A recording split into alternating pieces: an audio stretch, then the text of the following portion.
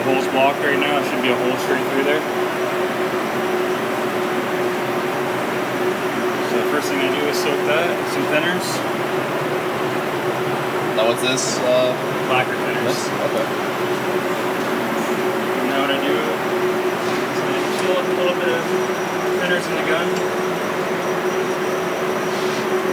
And just give it a little swoosh. Then you want to pull the trigger in. And it'll come out slow like that. That's the leftover paint that's still in the gun. And then as soon as it's sped up like that, that's how you know the thinners is going through now. So once I do that, I just do another little swoosh. And then you can dump that out. And you want to pull the trigger in again to get the leftover thinners out.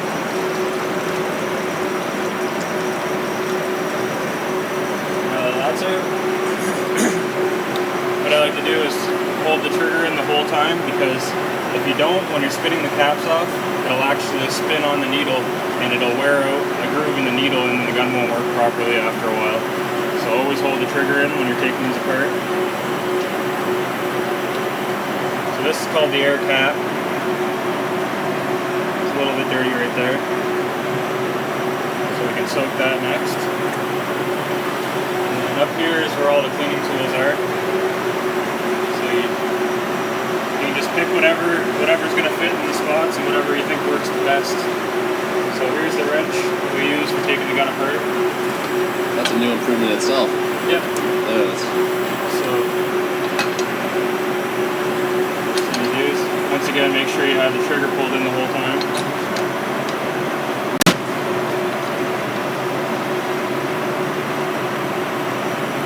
And that there is called the air nozzle. See, it's a bit dirty.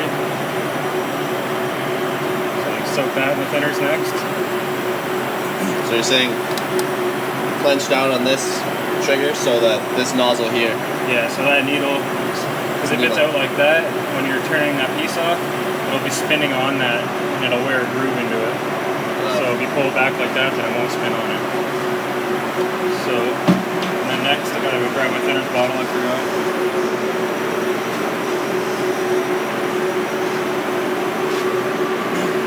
Have a bottle of thinners in it that I just keep in here. Just gotta fill it up.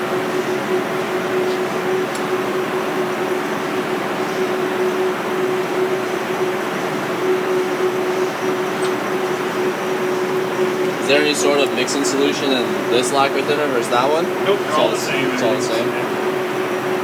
So next, I'm just gonna wanna just kind of soak the outside of it, and then same with the inside, but when you're doing the inside, you want to remember you already took the cap off, so all the thinners is just going to leak out the other end. So just make sure you're over top of that bucket. Why do you clean the outside of the hopper? I clean the outside of it, so if it dries and gets like crusty and dirty on there, sometimes if I'm painting, it'll flake off and fall in the paint, so you want to make sure the outside is clean as well. So I like to use this brush for this part of it. Same thing, I guess, with why you do the grooves up here, if that flakes into the actual hopper. Yeah, it's easier to get the lid on and off too, if you don't have all that paint built up in there. Okay. So you do this every time? Yeah, pretty much every time. If it's if I only used it to spray one little thing, sometimes I'll just spray a little bit of thinners through it and switch to the next color. Get away with it. If it's a close color? Yeah. Yeah, if it's just another white or something like that. Like an antique white and then like a regular white. Orchid white.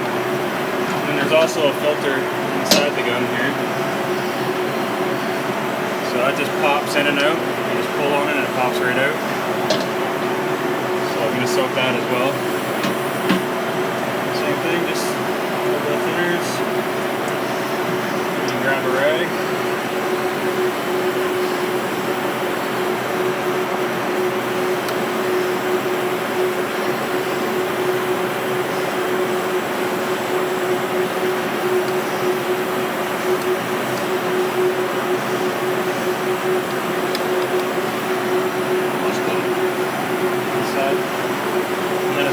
cleaning inside up here. I like to use this brush again.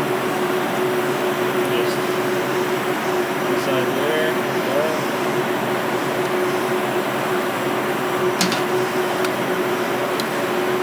That's nice and clean down in there.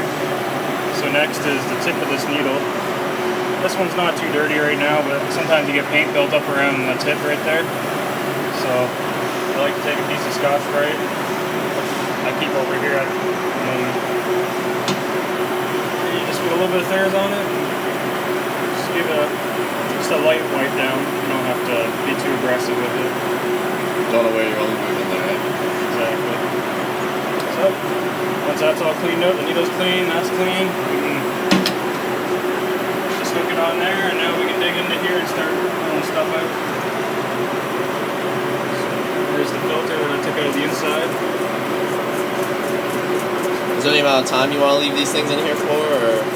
No, usually by the time you go back in to get them, they're ready to be cleaned. If it doesn't seem like it's cleaning off very well, just throw it back in, grab something else, and just let it soak a little longer. And back behind us here, I have an air line set up so I can dry the pieces off. Pull all the thinners off and any bit of dirt. So we'll go ahead and pop that back in.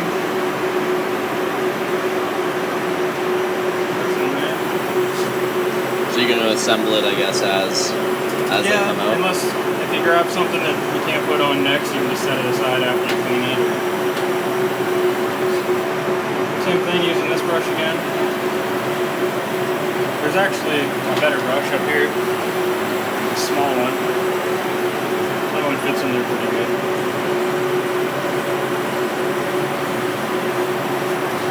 Let's get that cleaned out. We have these little gauges.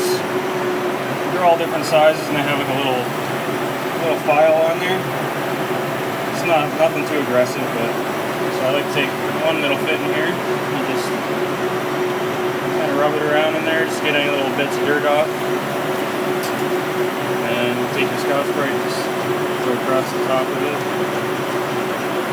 You just want to make sure all your holes are nice and clean. Not only that center hole, but the holes around? All the holes around as well, yes. Both sides. Yep. And then same thing if you want to just pull it off.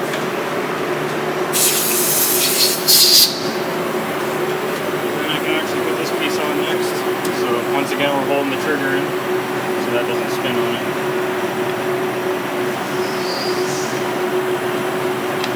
Have you seen it before where you've worn a groove into the needle? Yeah, I have. And it really affects the spray line? Yeah, we had to replace a few of them, especially we did it once on the big spray machine too, and we had to replace all of them. So the needle is key. And then pull it in, and over here, and just no, it doesn't have to be too tight. Back in here. Now we got the air cap.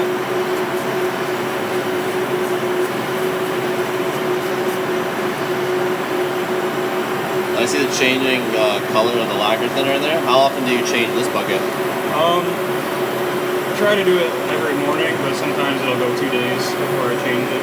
Okay. Once that's all cleaned off.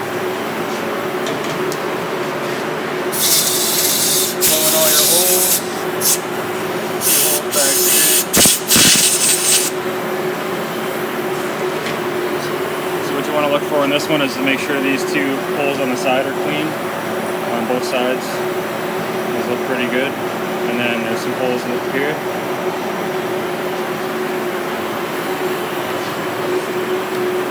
So same thing, hold your trigger in.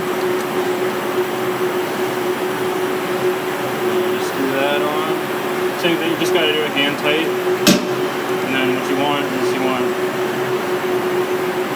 So this tightens it, and then you can shift this accordingly? Yeah. Okay. So this is going to spray like this. If I wanted to spray this way, I would just turn it that way. Okay.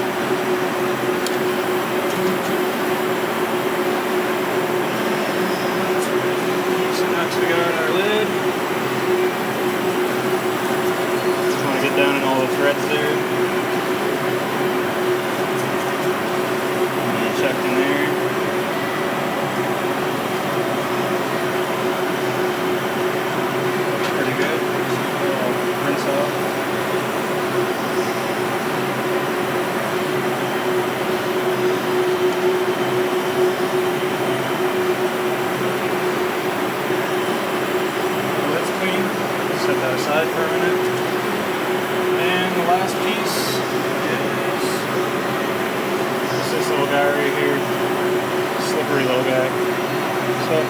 actually looks pretty clean just from soaking, so I'm just gonna blow it off and put it back in. Again, you just scrub it with the. Yeah, if it brush? did have dirt in it, yeah, you can just scrub it out with any of the brushes there that fit. Any of those. So you just stick it back in there, you just push it in, that's it. And then these are kind of hard to get on sometimes, but there it is. Perfect.